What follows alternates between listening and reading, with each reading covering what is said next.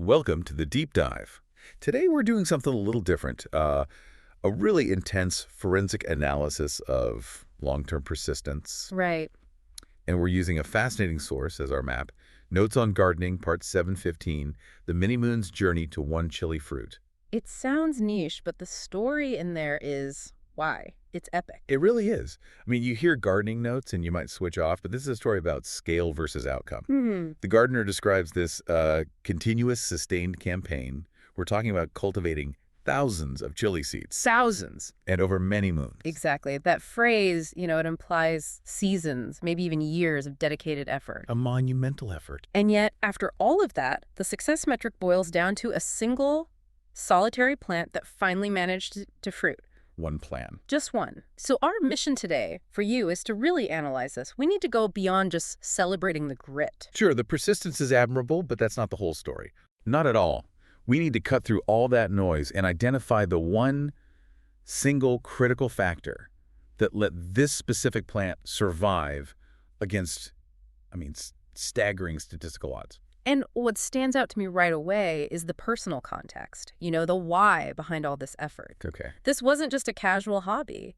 The grower explicitly says that this success allowed them to finally check off a long-pending item on their gardening indulgence list.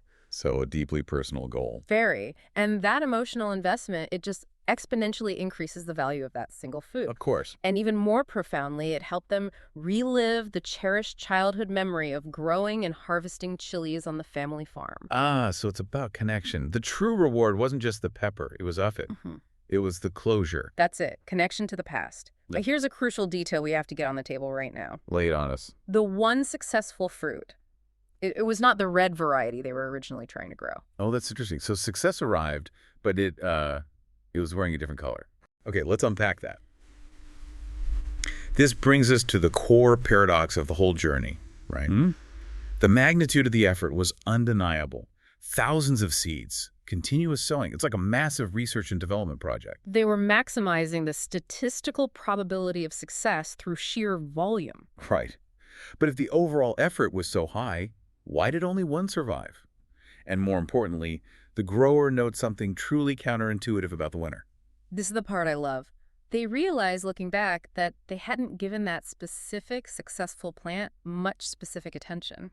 See, that throws the whole idea of constant, intensive intervention out the window. It really does. It introduces the idea that maybe hypervigilance, which we often celebrate in big projects, was actually, detrimental to the rest. So if the successful plant was basically ignored, what was the standard care, the baseline for the thousands of other candidates? Well, if we synthesize the process, the core methodology was essentially one of statistical patience, combined with really low intervention. Most of the seedlings were allowed to grow primarily on their own. So the grower was relying on volume and, I guess, natural selection. Pretty much, yeah. Intervening only minimally. But even minimal intervention requires some kind of consistent routine. What was the standard survival package they all got? The routine basic care was just that basic. It only included occasional watering, fertilizing, Stuff. very standard stuff. Just enough to ensure basic metabolic function.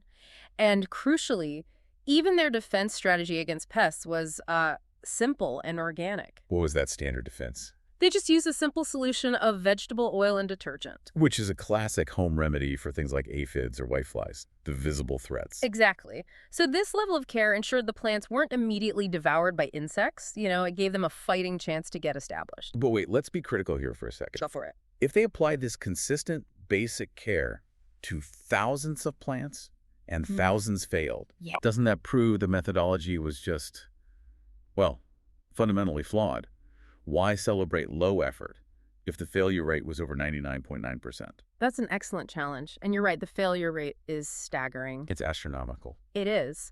And it tells us that the baseline care, while it was enough to start the growth, it was completely inadequate to shield the plants from the systemic, pervasive threat that wiped out the rest of the population. Invisible threat. The invisible threat. The oil and detergent, they manage the pests we can see. But the source implies the real cause of failure was widespread and, invisible. Yeah. Something attacking the root systems or the stems long before they had a chance. Okay, so this shifts our focus. It's not about the persistence, which was just the price of entry. It's about identifying the silent killer. Mm-hmm. So what's the most common, widespread systemic threat for chili seedlings? Something that wipes them out despite watering and fertilizer. For chili seedlings and lots of others, the biggest systemic vulnerability, especially with high-density planting, is fungal attack. Fungal attack. Specifically, disease is often just called damping off. It attacks the seedling stem right near the soil line, and the whole thing just collapses. Right, I've seen that. It's devastating. It's a massive obstacle. It stops a plant from ever getting past those initial, really delicate stages. So that defines our target. If the baseline care failed because it didn't address this invisible fungal threat, Yeah, then the one winner must have received some specific shield against it. exactly. And it couldn't have been some complex chemical intervention because the grower states the winner was neglected. It has to be something simple. The success must be attributable to one specific preventative measure. And this is where the deep dive really pays off. We're moving beyond generic tips. Okay, so let's get to the aha moment. The grower credits this unexpected, simple, and entirely organic solution. You, the listener, you might be expecting some sophisticated bioagent or something. So what was it? What was the success engine? The critical technique applied to this one plant was the use of an organic fungicide. An organic fungicide. Okay. And the recipe, especially when you think about the years of failed effort, is almost laughably simple. It was made from diluted milk and water. Wait, what? Diluted milk? Diluted milk and water. That's the entire defense system. It's not something you buy. It's just a household staple, repurposed. It sounds absurdly simple, doesn't it? But there's actually some horticultural science that backs up the grower's hypothesis. Okay, unpack that for us. Well, milk contains things like lactoferrin and other proteins, which, when they're diluted and sprayed, they provide mild, natural antifungal properties. So it can help protect the seedlings against surface mold. Surface mold, some forms of root rot, even damping off.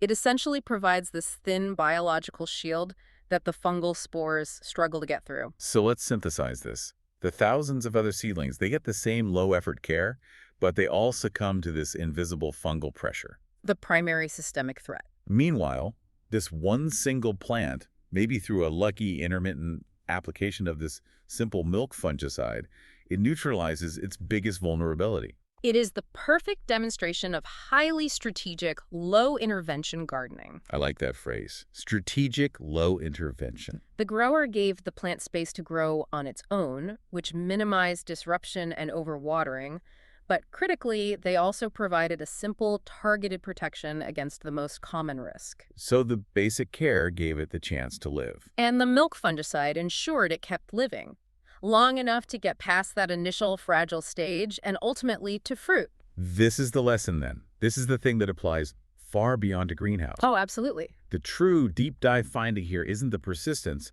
that was just the price of entry. Right. It's the realization that strategic simplicity can triumph over scattergun complexity.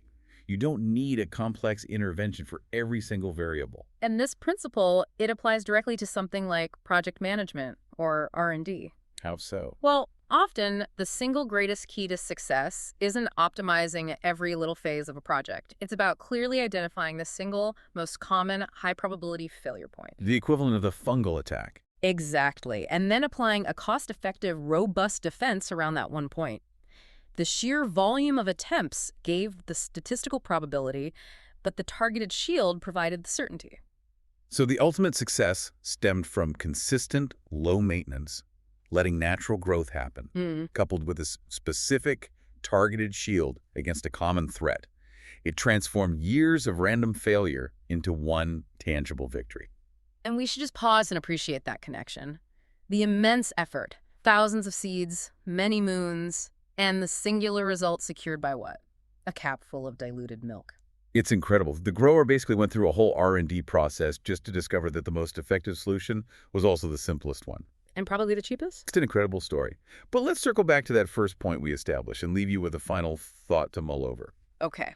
We know the grower was aiming for that elusive red variety, right? Right, that was the original goal. But the single successful fruit was not the intended color. It wasn't. So, given the grower's ultimate satisfaction, the fulfillment of those cherished childhood memories, despite the color mismatch, what does this tell you about setting goals in long-term, high-effort projects? That's a great question. Is the focus on absolute adherence to the exact original target, the red chili? Or is the greater, more meaningful victory celebrating the unexpected success that results from persistent, well-analyzed, and effectively shielded effort? Something for you to chew on until our next deep dive.